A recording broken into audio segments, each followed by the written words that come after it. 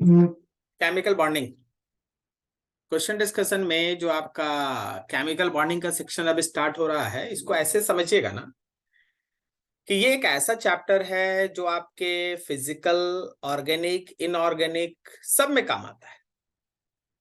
Physical में तो थोड़ा इसका यूज कम है, लेकिन ऑर्गेनिक और इनऑर्गेनिक का जो इसका एप्लीकेशन है ना, वो जबरदस्त है।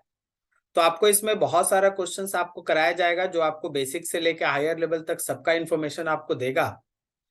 हर क्वेश्चंस को अच्छे से देखना है, समझना है और उसको अपने कॉपी पे नोट डाउन भी करते चलना है, ताकि एक फंडामेंटल बेस है ना एकदम केमिकल बॉन्डिंग पे क्लियर रहे। ठीक है। और इसका क्वेश्चन चाहे आपका स्कूल लेवल का बात हो या कंपटीशन, इसका क्वेश्चन जरूर रहता है। ठीक है, तो चलो फिर स्टार्ट करते हैं। क्वेश्चन नंबर 1 से ही स्टार्ट करते हैं। जस्ट अ मिनट, थोड़ा एडजस्ट करते हैं। क्वेश्चन नंबर 1 लिखा है, the evolution of various theories of valency and the interpretation of the nature of chemical bonds have closely been related to the development in the understanding of structure of atom, electronic configuration कि आखिर किसी atom के अंदर electron का distribution कैसा होता है, और periodic table. Actually periodic table बताता है कि जो हमारा एलिमेंट जिसका आप केमिकल बॉन्ड्स या वैलेंसीज इन सब का जो आप नेचर डिस्कस कर रहे हैं, वो एक्चुअली मेटल है, नॉन मेटल है या सेमी मेटल है, किसकी तरह वो बिहेव करेगा। तो पीरियोडिक टेबल का भी अच्छा खासा रोल होता है। इससे आप एक जनरल ट्रेंड डेवलप कर पाते हैं कि एलिमेंट्स जहां भी एग्जिस्ट कर रहा है उसके पास बेसिकली कौन सा नेचर है, मेटालिक, नॉन मेटालिक या फिर मेटलॉइड। तो इन सबको अगर ध्यान में रखोगे ना, तो इस क्वेश्चन का आंसर आपको है ना डी ऑप्शन मिलेगा, क्योंकि ये सारा का सारा इंफॉर्मेशन कंटेन करता है। एटम के स्ट्रक्चर के बारे में भी आपको नॉलेज देगा, इलेक्ट्रॉनिक कन्फिगरेशन कि आखिर एटम के अंदर इलेक्ट्रॉन्स का डिस्ट्रीब्यूशन कैसा है, और पीरियोडिक टेबल में उसका पोजीशन क्या है। तो ये सारा का सारा चीज इसके अंदर इंक्लूडेड है। ठीक है, चलो आ गया question number 2। Kossel's and Lewis approach was based on. इन दोनों का कंसेप्ट इस बात को लेके, पूरे केमिकल बॉन्डिंग के डेवलपमेंट में इनका बेसिक कंसेप्ट इस बात को लेके था कि हर एलिमेंट के कॉम्बिनेशन के पीछे एक छोटा सा कंसेप्ट काम करता है, और वो कंसेप्ट है कि जो इनका नियरेस्ट नोबल गैस है, अगर वो उनका कन्फिगरेशन एक्वायर कर ले या उसकी तरह हो जाए, तो वो केमिकली इनर्ट हो जाएगा और स्टेबल हो जाएगा। तो ऐसा समझो कि inertness of noble gas is the basic fundamental of Kossel's and Lewis approach towards chemical bonding. ये दोनों साइंटिस्ट जो हम लोग का केमिकल बॉन्डिंग में अपना कंट्रीब्यूशन किए हैं, उनका बेसिक प्रिंसिपल यही सोचने का था कि एलिमेंट्स इसलिए कंबाइन करेगा ताकि वो अगले हायर नोबल गैस कन्फिगरेशन या लोअर नोबल गैस कन्फिगरेशन को, जो नियरर नोबल गैस है उसके कन्फिगरेशन को एक्वायर कर ले। ठीक है, इनर्ट हो जाए, इनर्ट हो जाए। Question number 3। Lewis pictured the atom in terms of kernels and the outermost cell that could accommodate a maximum of 8 electrons. यहाँ पे जो कर्नल्स कहा गया है ना, वो एक्चुअली है ना न्यूक्लियस को कहा गया है।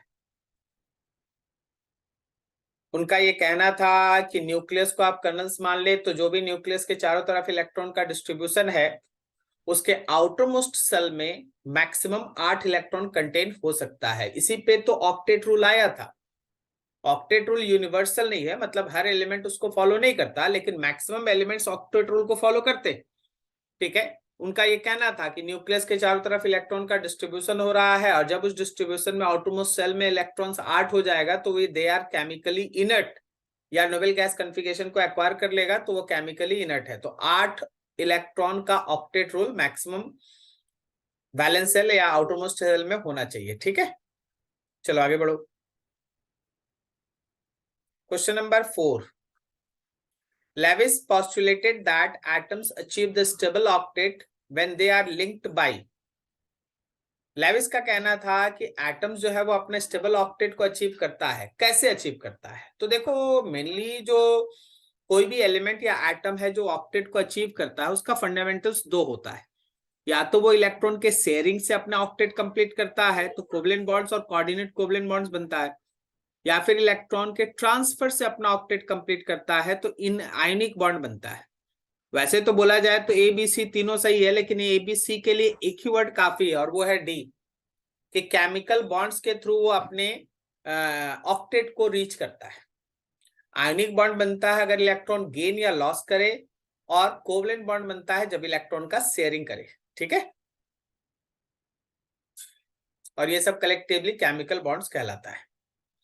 Question number 5, the group valency of the element is generally equals to the, किसके बराबर होता है ग्रुप का valency? Number of dots in Lewis symbol, एकदम लेविस सिंबल के अंदर इसी तरह से बनाया ही गया है कि उसके अंदर जितना भी वैलेंसी आएगा उस हिसाब से डॉट्स लगाइए। 8 minus the number of dots, अगर हमारे पास 4 से ज्यादा डॉट्स अगर किसी एलिमेंट्स के पास है, एटम के पास है, तो उसका वैलेंसी 8 माइनस डॉट्स कर लो। वैलेंस इलेक्ट्रॉन्स, जो वैलेंस इलेक्ट्रॉन है जनरली नॉन मेटल के अंदर जो वैलेंस इलेक्ट्रॉन है वही उसका वैलेंसी, सॉरी जनरली जो मेटेलिक टाइप है जिसमें है ना 4 नंबर ऑफ इलेक्ट्रॉन तक हम लोग जाते हैं, वहां पे जो वैलेंस इलेक्ट्रॉन है वही वैलेंसी है। लेकिन नॉन मेटल्स के अंदर वैलेंस इलेक्ट्रॉन और वैलेंसी अलग है। वैलेंस इलेक्ट्रॉन्स मतलब जितना भी आपको वैलेंस सेल में इलेक्ट्रॉन्स दिखाई देगा वो वैलेंस इलेक्ट्रॉन्स है, और 8 में से वैलेंस इलेक्ट्रॉन को माइनस कीजिएगा तब वैलेंसी है, तो ये भी सही है। तो एक आंसर टिक करना है तो ऑल ऑफ द अबव होगा। ठीक है, डी। 5 के बाद देखो 6 में लिखा atoms can combine either by transfer of valence electron from one atom to another or by sharing of valence electron in order to have an octet in their valence cell. This is called, इसको हम लोग क्या कहते हैं? Octet rule. ठीक है, 8 electron balance cell में करने के लिए, जैसा हम 2 क्वेश्चन पहले आपको बता रहे थे, 8 इलेक्ट्रॉन बैलेंस सेल में करने के लिए एलिमेंट्स कॉम्बिनेशन एक दूसरे के साथ 2 तरीके से करता है। या तो इलेक्ट्रॉन्स का ट्रांसफर करता है, कोई गेन करता है, कोई लॉस करता है तो आयोनिक बॉन्ड बन जाता है, या इलेक्ट्रॉन का शेयरिंग करता है तो जिससे कोवलेंट बॉन्ड बनता है। ठीक है, तो ऑक्टेट रूल के लिए इस तरह का काम होता है।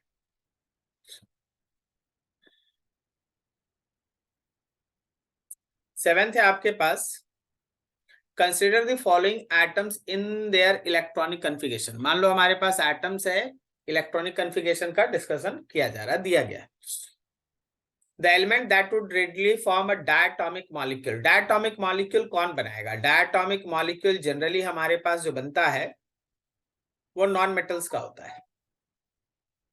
नॉन मेटल्स जो हमारे पीरियोडिक टेबल में अगर तुम बात करो तो पीरियोडिक टेबल में जो यहाँ का एलिमेंट्स है वही जनरली है ना आपको डायटोमिक मॉलिक्यूल्स बना के देता है। तो यहाँ का एलिमेंट कहने का मतलब है कि अगर तुमको इसमें से एक चुनना पड़े तो सबसे अच्छा आंसर आपका ये है एम, क्योंकि बाकी जो है वो हमारे P1 में है, मतलब बाकी में इधर एलिमेंट है या फिर एस में है, तो ये दोनों तो पॉसिबल होगा नहीं डायटोमिक के लिए। तो एम सबसे सुटेबल डायटोमिक मॉलिक्यूल्स बनाने के लिए फेवरेबल कॉन्फ़िगरेशन है। 2p5, p5 का मतलब हो गया हेलोजेंस, Cl2 F2 Br2 ये सब हम लोगों का है ना डायटोमिक मॉलिक्यूल्स है। आ जाओ क्वेश्चन नंबर 8 पे। Which of the following structures are correct? Question number 8, which of the following structures are correct? यहाँ पे दिख रहा है कि हाँ भाई एक एक इलेक्ट्रॉन, देखो हम इसका थोड़ा सा बॉन्ड लाइन स्ट्रक्चर ड्रॉ करें तो यहाँ पे कार्बन जो है वो 4 बॉन्ड बनाया है क्लोरीन के साथ, Cl Cl Cl, यहाँ Cl। यहाँ पे आपको दिखेगा कि 2 क्लोरीन आपस में सिंगल बॉन्ड बनाया है। यहाँ आपको दिखेगा कि ऑक्सीजन डबल बॉन्ड कार्बन और डबल बॉन्ड ऑक्सीजन बनाया है, और यहाँ आपको दिखेगा कि H bond O bond H बनाया है। तो एकदम सही है। देखिए 2 इलेक्ट्रॉन का मतलब होता है ना, ये 2 इलेक्ट्रॉन किसको दिखाता है? तो सिंगल बॉन्ड को, ये सिंगल बॉन्ड को आपको दिखा रहा है। और जहां 4 इलेक्ट्रॉन का शेयरिंग, जैसे यहाँ देखो ये 4 इलेक्ट्रॉन का शेयरिंग है तो ये आपको डबल बॉन्ड दिखाता है। सही है, तो मेरे हिसाब से तो ये चारों रिप्रेजेंटेशन सही है। चूज द करेक्ट ऑप्शन, तो डी होना चाहिए, चारों का चारों सही है। ठीक है,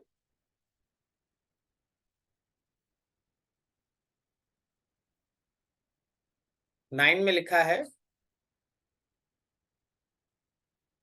9 में आपके पास लिखा है which of the following structure possess triple bond. Triple bond वहां बनेगा जहां 6 इलेक्ट्रॉन शेयर्ड है। देखो जैसे यहां पर देखो, ये देखो, ये 6 इलेक्ट्रॉन्स का शेयरिंग है जो क्रॉसपॉन्डिंग ट्रिपल बॉन्ड को दिखाता है। और यहाँ देखो, यहाँ भी 6 इलेक्ट्रॉन्स का शेयरिंग है जो क्रॉसपॉन्डिंग ट्रिपल बॉन्ड को दिखाता है। तो 2 and 3 ये दोनों ट्रिपल बॉन्ड को दिखाता है। अच्छा, पूरे मॉलिक्यूल का स्ट्रक्चर अगर बोल दिया जाए तो बनाना, तो यहाँ का मॉलिक्यूल है C डबल बॉन्ड C, एक H है, ये H है, ये भी H है और ये H है। और अगर यहाँ बोल दिया जाए तो नाइट्रोजन है, ट्रिपल बॉन्ड नाइट्रोजन है। और अगर यहाँ बोल दिया जाए तो H बॉन्ड C है, triple bond C bond H है। तो आपके पास 2 और 3 ऐसा मॉलिक्यूल्स है जिसमें एलिमेंट एलिमेंट के बीच ट्रिपल बॉन्ड बना हुआ है। 10. Which of the following Lewis representation of the molecule NF3O3 and HNO3 is correct? तो NF3 यहाँ भी दिख रहा है कि सिंगल एक एक इलेक्ट्रॉन का शेयरिंग है, एकदम सही है। एक नाइट्रोजन और एक फ्लोरीन, और फिर एक नाइट्रोजन और एक फ्लोरीन, सही है। यहाँ पे एक ऑक्सीजन का दो दो इलेक्ट्रॉन शेयर्ड है और एक के अंदर है कोऑर्डिनेट कोवलेंट बॉन्ड बना हुआ है, ये कोऑर्डिनेट कोवलेंट बॉन्ड है।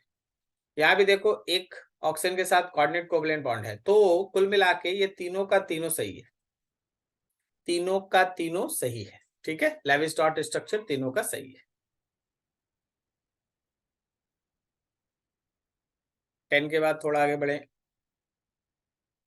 क्वेश्चन नंबर 11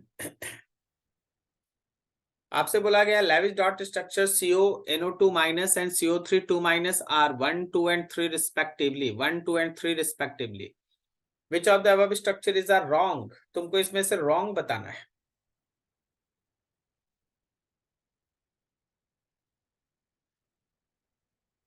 थोड़ा सा है ना, हम CO मॉलिक्यूल को बनाना चाहेंगे।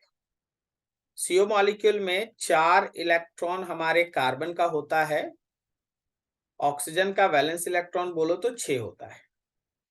तो होता क्या है कि सबसे पहले ऑक्सीजन जो है वो कार्बन के 2 इलेक्ट्रॉन को अपने इन्फ्लुएंस में काउंट करता है, और उसके बाद फिर इस हिसाब से तो कार्बन को 2 इलेक्ट्रॉन अगर ऑक्सीजन लिया है तो 2 इलेक्ट्रॉन देगा, तो कार्बन के पास 6 ही इलेक्ट्रॉन होगा। लेकिन कार्बन अपने आप को स्टेबल करने के लिए ऑक्सीजन का एक और भी पेयर अपने साथ रखता है। तो ऐसा मानो कि कार्बन और ऑक्सीजन के बीच कुछ इस तरह का बॉन्ड बनता है, C डबल बॉन्ड O, और उसके बाद फिर ऑक्सीजन एक पेयर ऑफ इलेक्ट्रॉन कार्बन को डोनेट करता है ताकि उसका ऑक्टेट कंप्लीट हो जाए। तो उस हिसाब से हमारे इस ऑक्सीजन पे एक ही पेयर ऑफ इलेक्ट्रॉन बचना चाहिए, लेकिन पहले स्ट्रक्चर में यहाँ खूब सारा 3 पेयर ऑफ इलेक्ट्रॉन दिया है, तो ये पॉसिबल नहीं है, गलत। ये पॉसिबल नहीं है, गलत। ठीक है, अब आ जाओ जरा इस मॉलिक्यूल को देखो, NO2 को देखो। NO2 जिसपे बेसिकली एक माइनस चार्ज हमेशा होता है। तो इसमें होता क्या है ना कि ऑक्सीजन एक सिंगल बॉन्ड बनाता है नाइट्रोजन के साथ और डबल बॉन्ड ऑक्सीजन के साथ। जिसके साथ डबल बॉन्ड बना है उसके ऊपर 2 पेयर, और जिसके साथ सिंगल बॉन्ड बना है उस पर ऐसे 5 इलेक्ट्रॉन रहेगा। लेकिन इस पे एक माइनस आने की वजह से एक एक्स्ट्रा इलेक्ट्रॉन इसमें आ जाता है। तो ये मॉलिक्यूल कुछ इस तरीके से एग्जिस्ट करता है। अगर आप ये एक्स्ट्रा इलेक्ट्रॉन नहीं दिखाइएगा तो वैसे केस में आपको एक नेगेटिव चार्ज इधर दिखा देना पड़ेगा, तो उस हिसाब से तो ये सही है। और जब हम तीसरा मॉलिक्यूल आपको ड्रॉ करेंगे, तीसरा मतलब वो कार्बोनेट आयन है, कार्बोनेट आयन। तो यहाँ पे C है, डबल बॉन्ड O है, एक O है और फिर ये O है। यहाँ पे इसका अपना 2 पेयर बचा हुआ है। वैसे तो अगर बात करो तो इसके पास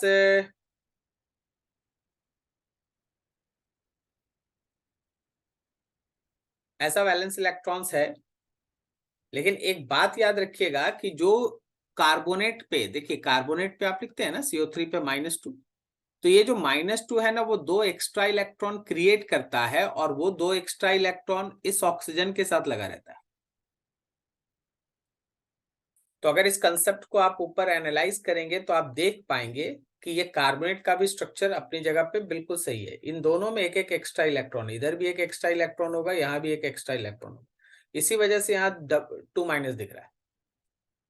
इसमें एक एक्स्ट्रा इलेक्ट्रॉन होगा, इसी वजह से आपको एक माइनस दिख रहा है। तो बिकॉज हम लोगों को रॉन्ग स्टेटमेंट खोजना था तो केवल फर्स्ट वाला रॉन्ग है, बाकी सब सही है। ठीक है, बहुत बढ़िया, ध्यान से देखते चलो। हाँ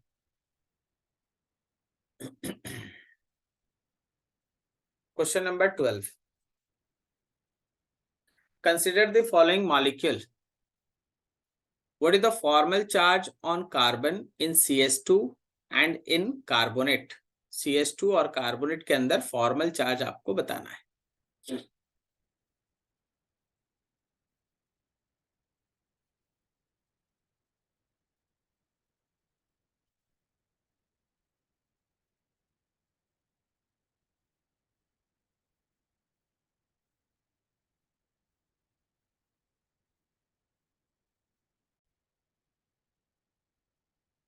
तो देखो, जैसे इसमें हमारे पास लिखा हुआ है कि हम लोग को कार्बन का फॉर्मल चार्ज निकालना है, तो सबसे पहले आप ऐसे समझिए,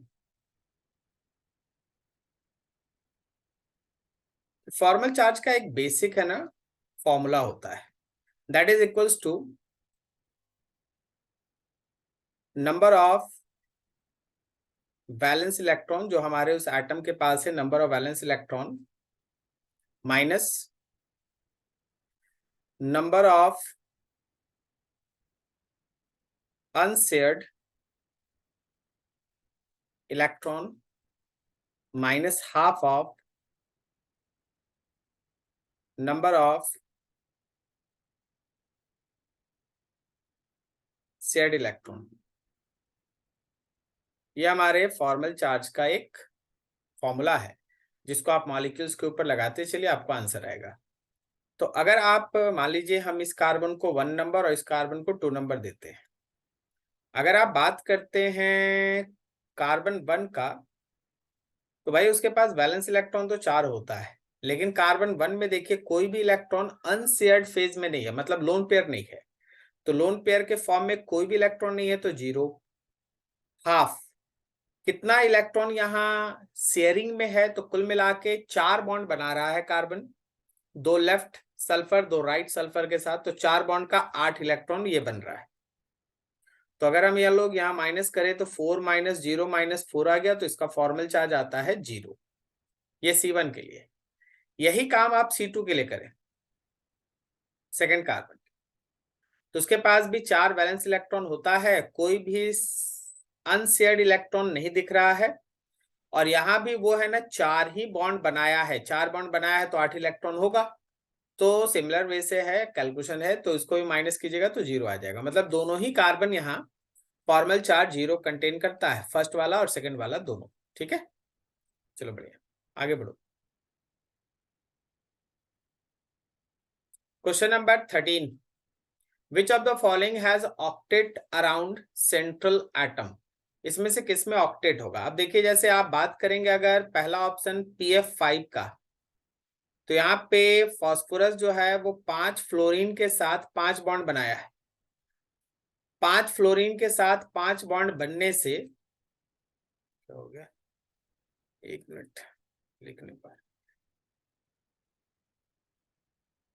1 मिनट जस्ट।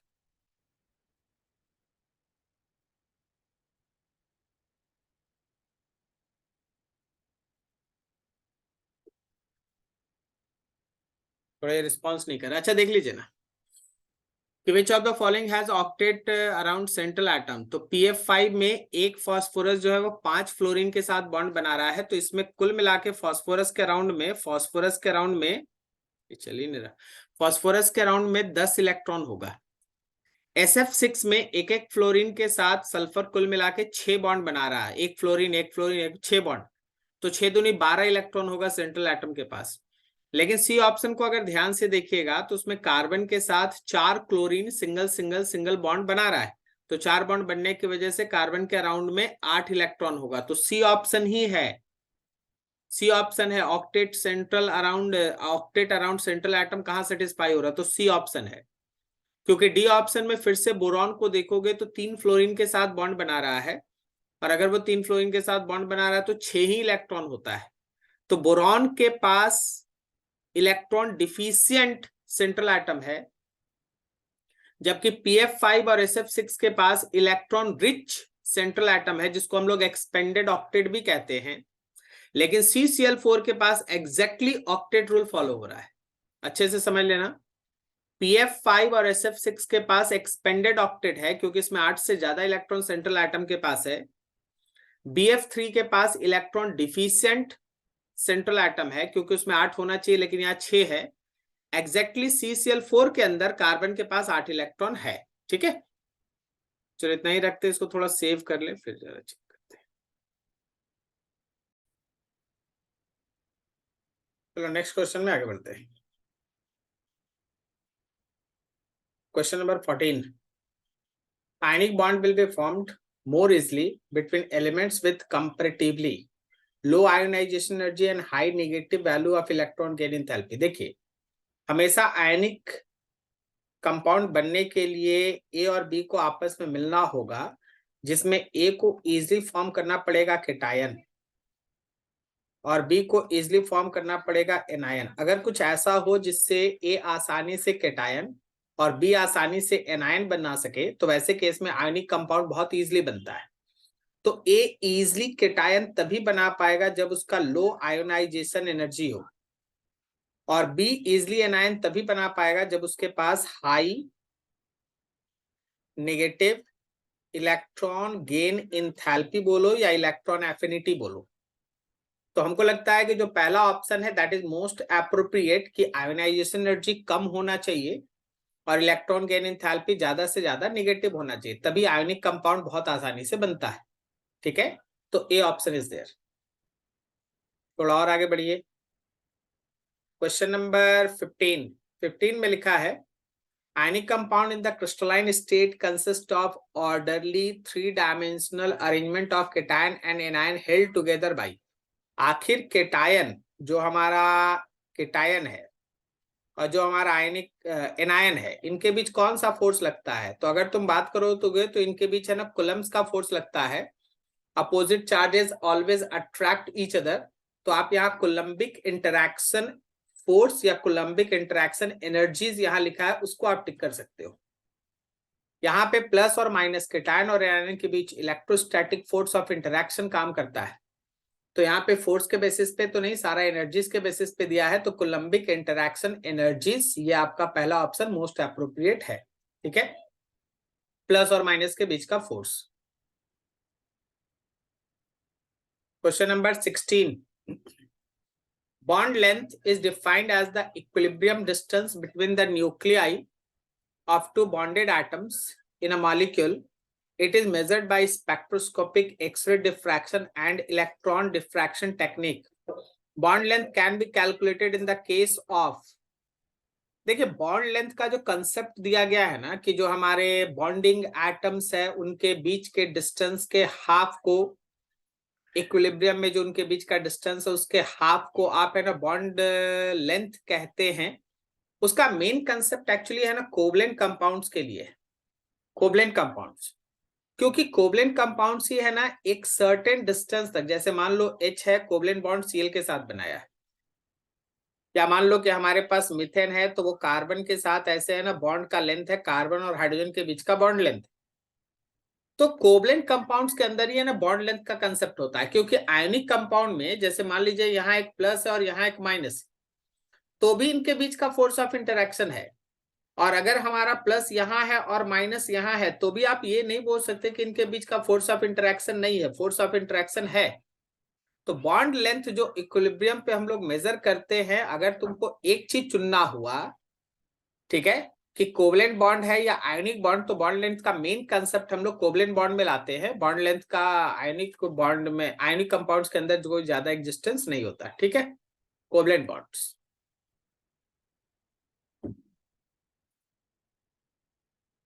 क्वेश्चन नंबर 17, बोला गया correct order of increasing bond length of CH है, CO है, CC है और C डबल बॉन्ड T है।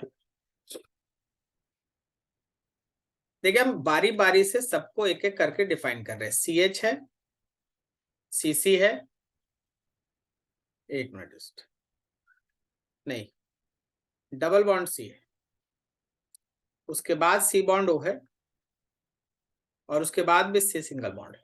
सबसे पहले ये समझिएगा ना कि हर किसी में कार्बन सेम, तो कार्बन से काम खत्म। लेकिन यहाँ हाइड्रोजन एक स्मॉल स्पीसीज है, ठीक है ना, हाइड्रोजन स्मॉल एटम है, तो बॉन्ड लेंथ सबसे छोटा CH का होगा। अब उसके बाद कार्बन कार्बन के बीच डबल बॉन्ड है, तो डबल बॉन्ड का लेंथ हमेशा छोटा होता है, ठीक है, तो डबल बॉन्ड का लेंथ आ गया।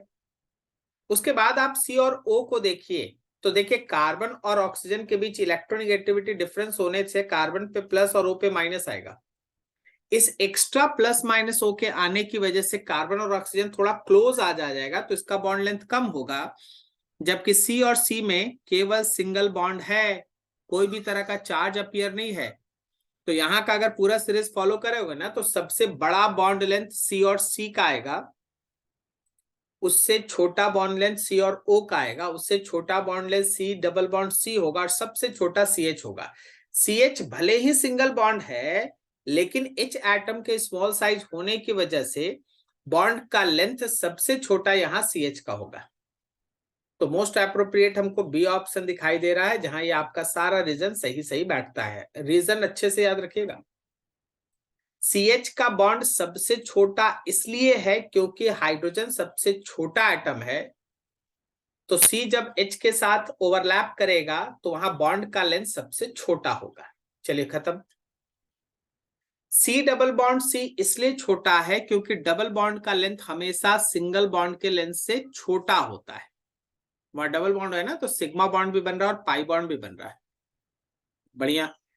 फिर C सिंगल बॉन्ड और C सिंगल बॉन्ड C में फिर कौन, तो दोनों अगर सिंगल बॉन्ड है तो जरा देखो कि एक्स्ट्रा बॉन्डिंग किसमें है, तो CO में एक्स्ट्रा बॉन्डिंग है। कारण है कार्बन और ऑक्सीजन के बीच इलेक्ट्रोनेगेटिविटी का डिफरेंस, और उस डिफरेंस से C पे प्लस है, O पे माइनस है, तो C प्लस माइनस एक दूसरे को और नजदीक आ जाएगा, और सबसे बड़ा bond length C single bond C के अंदर है, ठीक है। तो 17 का अगर आप चलिएगा तो बी ऑप्शन आपके पास सबसे अप्रोप्रिएट है। रीजन याद रखे please. 18 number. In case of H2O molecule, the enthalpy needed to break the two OH bond is not the same. एकदम सही है।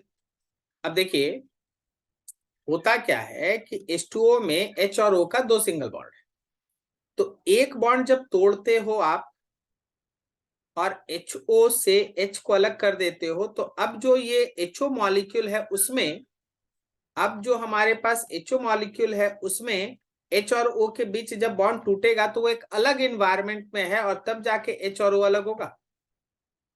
तो दोनों बॉन्ड का ब्रेकिंग एक जैसे कंडीशन में नहीं हो रहा है, इसलिए पहले बॉन्ड को तोड़ने में 502 किलो जूल एनर्जी पर मोल लगता है, तो दूसरा बॉन्ड को तोड़ने में 427 किलो जूल पर मोल एनर्जी लगता है। सही है।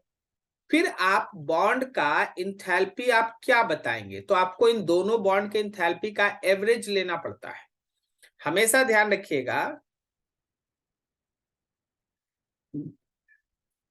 कि bond enthalpy,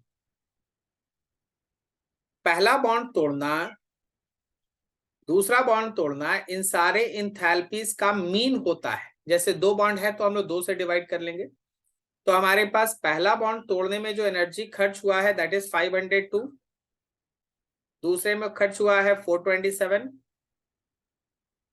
and all divided by 2। ये हो गया हम लोग का कितना, 829, नहीं सॉरी 929, 929, और इस 929 में तुम 2 से डिवाइड कर दो, तो ये हो गया कितना 464.5, 464.5, that C option is there. कभी भी कोई भी कोवलेंट कंपाउंड में जब आप ब्रेकिंग करते हो ना, जैसे मान लो आप मीथेन ही ले लो, तो मीथेन में C और H के बीच 4 बॉन्ड है। हर बॉन्ड को तोड़ने में एक जैसा एनर्जी नहीं लग रहा होगा। मान लो जैसे इस बॉन्ड को तोड़ने में A एनर्जी लगा, अब मेरे पास C के साथ 3 H बच गया। इस बॉन्ड को तोड़ने में मान लो B एनर्जी लगा, तो अब मेरे C के साथ 2 ही H बच गया।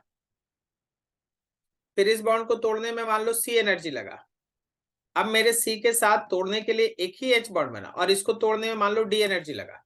तो अगर कोई तुमसे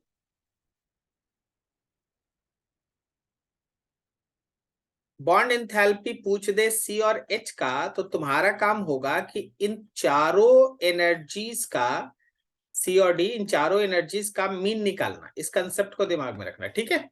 ये मीन एनर्जी ही बॉन्ड डिसोसिएशन एंथैल्पी या बॉन्ड एंथैल्पी बॉन्ड एनर्जी कहलाता है। मीन एनर्जी जो है वही, सही है, वेरी गुड। अगला देखो, लिखा विच of the following molecule have same bond order. देखिए बॉन्ड ऑर्डर को निकालने का तो एक बहुत बड़ा फॉर्मूला है, लेकिन कभी कभी मॉलिक्यूल्स के अंदर उसके स्ट्रक्चर को देख के भी आप बॉन्ड ऑर्डर निकाल सकते हैं। जैसे H2 है तो H और H का सिंगल बॉन्ड है, Cl2 है तो Cl और Cl का सिंगल बॉन्ड है, और Br2 है तो Br और Br का सिंगल बॉन्ड है। वहीं अगर CO मॉलिक्यूल लोगे तो C और O के बीच ट्रिपल बॉन्ड है, और नाइट्रोजन मॉलिक्यूल लोगे तो N और N के बीच ट्रिपल बॉन्ड है। तो जहां ट्रिपल बॉन्ड दिखाई दे रहा है वहां का बॉन्ड ऑर्डर आपका 3 है, और जहां आपको 3 मॉलिक्यूल के अंदर सिंगल बॉन्ड दिखाई दे रहा है वहां का बॉन्ड ऑर्डर आपका 1 है। तो 1, 2 और 4 में एक तरह का बॉन्ड ऑर्डर है, 3 और 5 में एक तरह का बॉन्ड ऑर्डर है। तो आपका सी ऑप्शन होगा कि ए और बी दोनों सही है, ठीक है, ए और बी दोनों सही है। जितना भी बॉन्ड्स एग्जिस्ट करता है दो एटम्स के बीच इन मॉलिक्यूल, वही उसका बॉन्ड ऑर्डर होता है, ठीक है।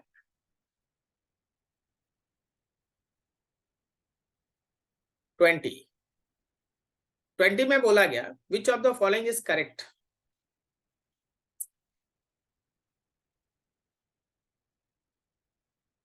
थोड़ा देख रहे हैं सारा ऑप्शन।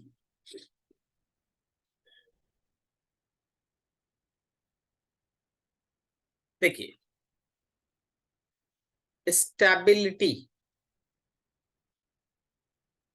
वो मॉलिक्यूल ज्यादा स्टेबल होगा जिसका बॉन्ड ऑर्डर हाइयर है। मतलब बॉन्ड ऑर्डर जितना ज्यादा होगा स्टेबिलिटी उतना ज्यादा है, मतलब बॉन्ड ऑर्डर जितना ज्यादा होगा स्टेबिलिटी उतना ज्यादा है। और बॉन्ड ऑर्डर ज्यादा होने का मतलब है कि बॉन्ड डिसोसिएशन एंथैल्पी भी ज्यादा होगा। जितना ज्यादा बॉन्ड ऑर्डर होगा उतना ज्यादा बॉन्ड डिसोसिएशन एंथैल्पी होगा, स्टेबिलिटी होगा। और बॉन्ड डिसोसिएशन एंथैल्पी या बॉन्ड ऑर्डर ज्यादा होना मतलब मॉलिक्यूल्स का जो एटम्स है वो नजदीक है, और अगर नजदीक है तो बॉन्ड लेंथ इनवर्सली है। मोस्ट एप्रोप्रिएट आपके पास डी आंसर है, इसको पूरा मिला जुला के याद रखिएगा।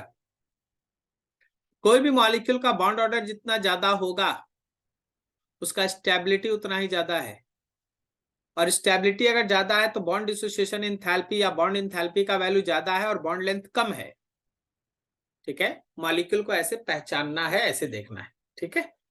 तो डी ऑप्शन।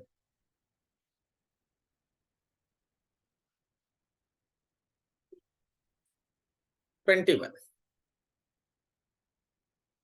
ओजोन का ये रेजोनेटिंग स्ट्रक्चर है, ठीक है। ये रेजोनेटिंग स्ट्रक्चर है 1, ये रेजोनेटिंग स्ट्रक्चर है 2, और ये फाइनल स्ट्रक्चर है जिसको हम लोग रियल हाइब्रिड भी कहते हैं, RH। In the given resonating structure which one is called the resonating hybrid. तो ऑब्वियसली रेजोनेटिंग हाइब्रिड या रियल हाइब्रिड एक ही नाम हुआ, तो आपके पास जो सी ऑप्शन है वो रेजोनेटिंग हाइब्रिड है। देखिए लेकिन यहाँ पे सीखने वाली एक दो बात है, उसको ध्यान में रखिएगा आप लोग सबको।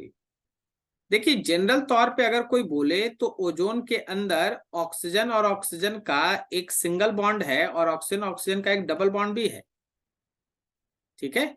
लेकिन ओजोन में सारा का सारा oxygen oxygen bond length equal होता है, और सब कितना होता है तो 128 पीएम होता है।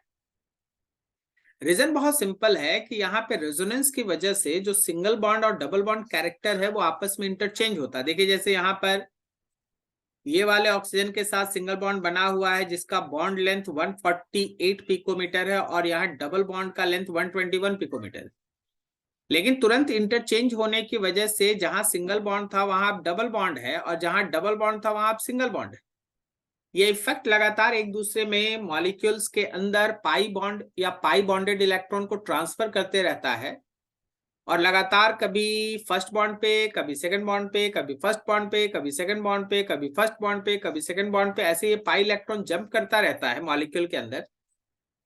इस वजह से ऑक्सीजन ऑक्सीजन के बीच का बॉन्ड लेंथ ना 121 है ना 148 है, 128 पीएम होता है।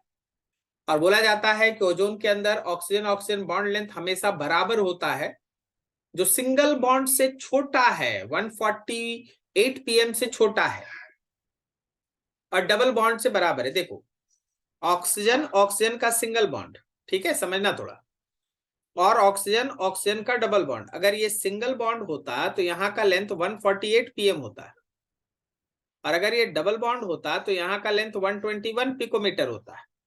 लेकिन होता क्या है कि ऑक्सीजन और ऑक्सीजन के बीच पार्शियल डबल बॉन्ड होता है, पार्शियल डबल बॉन्ड होने से ये लेंथ है ना 128 पीएम है, मतलब सिंगल बॉन्ड के लेंथ से छोटा और डबल बॉन्ड के लेंथ से बड़ा। तो ये सब डाटा दिमाग में रखना, इसी को रेजोनेंस कहते हैं, इसी का रेजोनेंस है, यही मतलब है रेजोनेंस।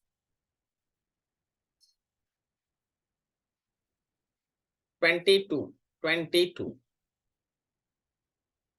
लिखा, when ever a single Lewis structure cannot describe a molecule accurately, a number of structure with almost similar energy, position of nuclei, bonding and non-bonding pair of electrons are taken as the canonical structure of the hybrid, which describes the molecule accurately. This concept is called resonance. This is the perfect definition of resonance. ये resonance को पूरी तरह से define कर रहा है। Resonance मतलब क्या है? रेजोनेंस का कंसेप्ट ही यही है कि मान लो जैसे आप कार्बोनेट बनाना चाहते हो, आप कार्बोनेट बनाना चाहते हो, तो आप बोलते हो कि सर कार्बोनेट में सी डबल बॉन्ड ओ है। सर रुक जाओ, थोड़ा बड़ा करके, नहीं, आप बोलते हो कि सर कार्बोनेट के अंदर सी डबल बॉन्ड ओ है, ओ है, ओ है, और ये स्ट्रक्चर बना दिए। अब तुम ये मत सोचो कि कार्बोनेट में ये वाला स्ट्रक्चर इसके सारे कैरेक्टर को एक्सप्लेन कर देगा। तुम पहला ही लाइन सोचो ना, कार्बोनेट में सारा CO बॉन्ड लेंथ बराबर होता है, जैसे पीछे केस में ओजोन में बताए थे, कार्बोनेट में CO बॉन्ड लेंथ हर जगह बराबर होता है। अभी तुम अगर केवल इसी एक स्ट्रक्चर को लेके बैठोगे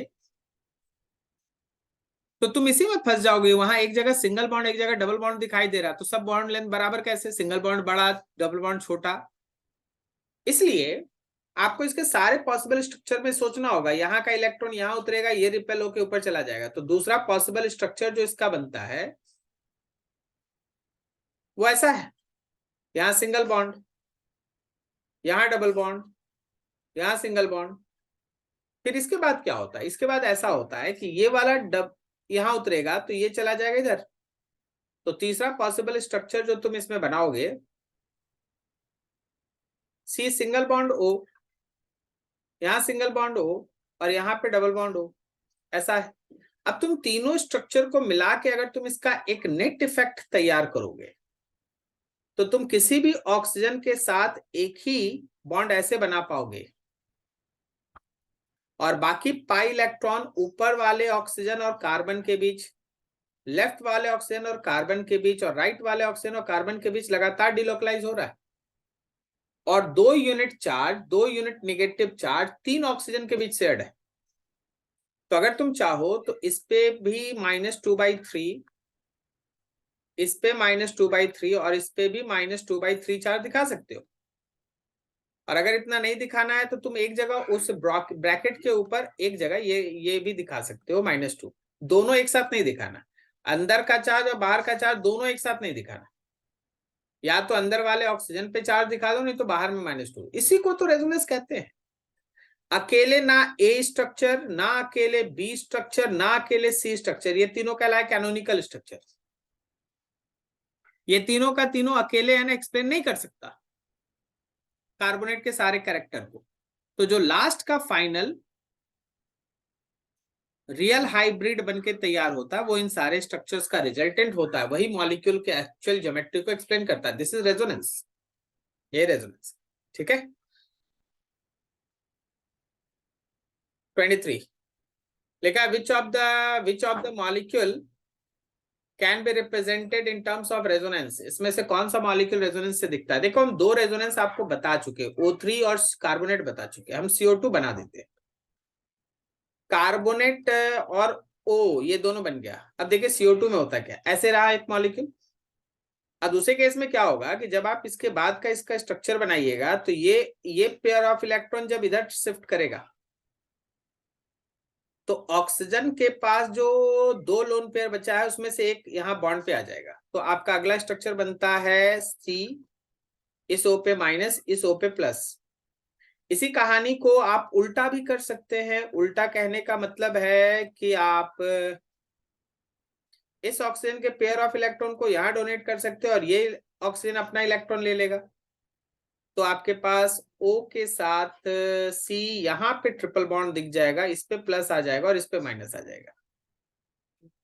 ठीक है, तो सारा का सारा आपका रेजोनेंस यहाँ शो कर सकता है। ओजोन में हम लोग देख चुके पहला, कार्बोनेट अभी हम पीछे बना चुके और CO2 आपके सामने।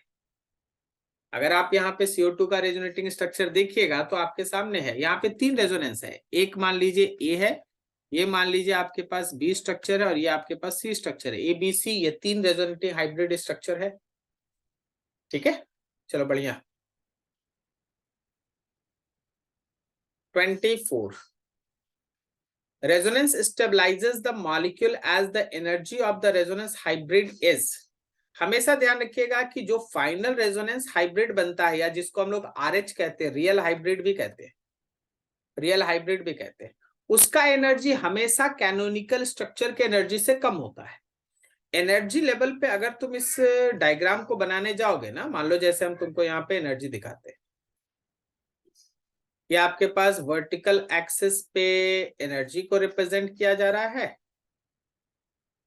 ठीक है, तो देखो जो हमारे पास कैनोनिकल स्ट्रक्चर से, मान लीजिए हमारे पास 3 कैनोनिकल स्ट्रक्चर है, तो उसमें एक कैनोनिकल स्ट्रक्चर का सपोज करो ये है एनर्जी, तो दूसरा कैनोनिकल स्ट्रक्चर का एनर्जी लगभग उसी के अगल बगल होगा, बहुत ज्यादा या बहुत कम नहीं होगा, लगभग वही होगा।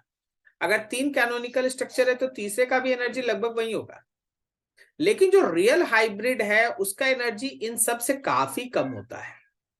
रियल हाइब्रिड का एनर्जी इन सब से काफी कम होता है। तो अगर आप ध्यान से देखेंगे तो सपोज कोई रेजोनेंस है जिसमें A, B और C ये तीनों है ना कैनोनिकल स्ट्रक्चर्स है, कैनोनिकल स्ट्रक्चर है, और इन तीनों को मिलाने के बाद जो R बनता है वो रियल हाइब्रिड है। तो ध्यान रखना इन 3 में से कोई A होगा, कोई B होगा, C होगा, ये सब कैनोनिकल स्ट्रक्चर और रियल हाइब्रिड यहाँ है। और आपके इसी एनर्जी गैप को आप रेजोनेंस एनर्जी कहते हैं, इसी को हम लोग है ना रेजोनेंस एनर्जी गैप कहते हैं। ठीक है, तो इन सब चीज पे बस ध्यान देना कि रेजोनेंस वही है जहां less than the energy of the single canonical structure. Final resonance hybrid या रियल हाइब्रिड का जो एनर्जी है वो कैनोनिकल स्ट्रक्चर के एनर्जी से कम होगा, less than the energy of the single canonical structure.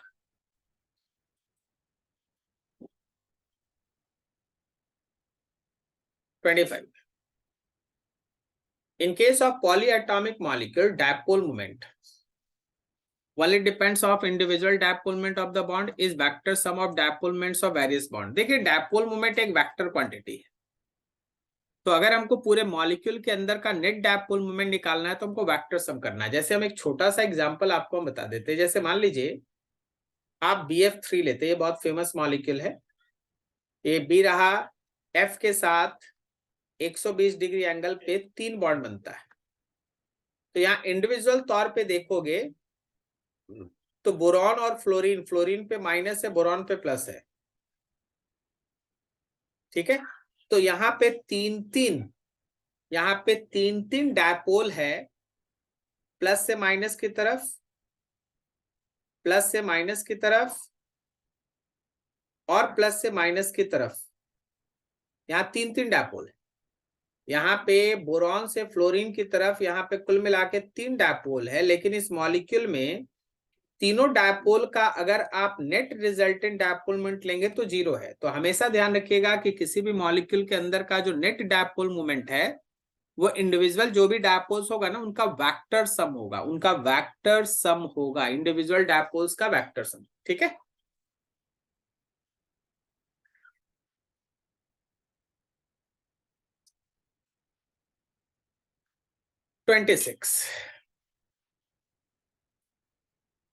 dipole moment is usually expressed in debye unit.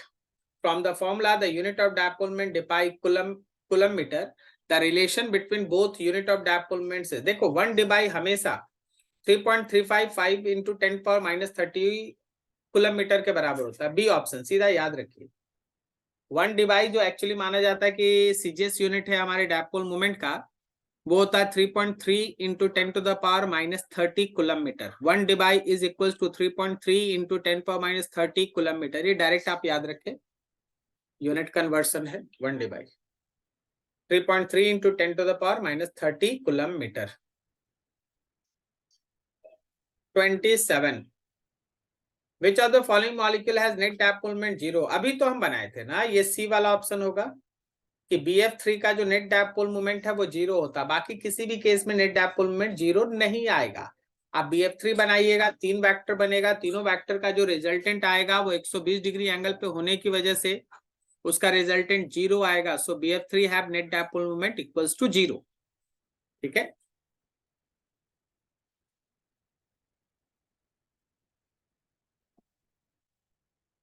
28 number. 28 में बोला गया है the decreasing order of dipole moment of the molecule. चलो इस मॉलिक्यूल का decreasing order of dipole moment देखो।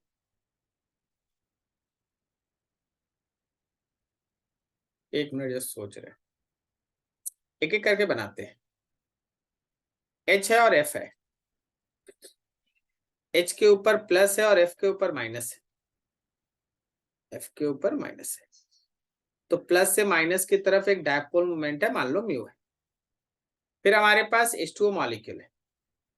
H2O molecule बनाने का तरीका क्या है, ऐसा है और साथ में लोन पेयर भी होता है, ऑक्सीजन का लोन पेयर होता है।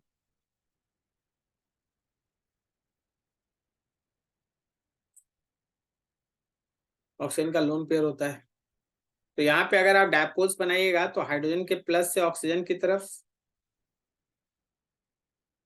फिर हाइड्रोजन के प्लस से ऑक्सीजन की तरफ, और फिर लोन पेयर का तो ऑक्सीजन से लोन पेयर की तरफ, और फिर ऑक्सीजन से लोन पेयर की तरफ। तो इसका जो भी रिजल्टेंट होगा ना वो कुछ बचेगा। ठीक है ना, हम सबका बनाते चल रहे हैं। फिर आपके पास एक मॉलिक्यूल है BF2। BF2 का स्ट्रक्चर है कि B के दोनों तरफ F लगा रहे हैं, और B के दोनों तरफ F लगने से आपको आइडिया मिल ही गया होगा कि बोरॉन से फ्लोरीन की तरफ और फिर बोरॉन से फ्लोरीन की तरफ। हमको तो लगता है यहाँ का रिजल्टेंट 0 आएगा, तो यही तो दिख रहा है जहाँ 0 आएगा। अब आइए NF3 पर, NF3 को भी देख लीजिए। NF3 के स्ट्रक्चर में N है, 3 जगह F है, और नाइट्रोजन का अपना लोन पेयर भी है।